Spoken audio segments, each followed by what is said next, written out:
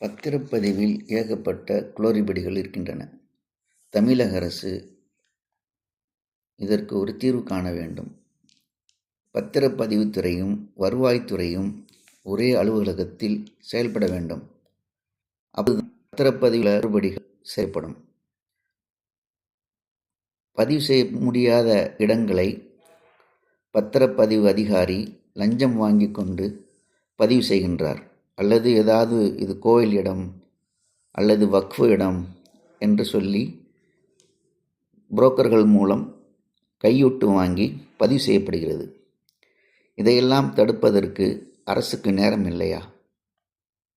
ஒரு சொத்தை விற்கவும் வாங்கவும் எவ்வளவு பிரச்சனைகள், அதற்கு எவ்வளவோ வழிகள் இருந்தும் அரசு அதை கண்டு கொள்ளாமல் காலம் தாழ்த்துகிறது.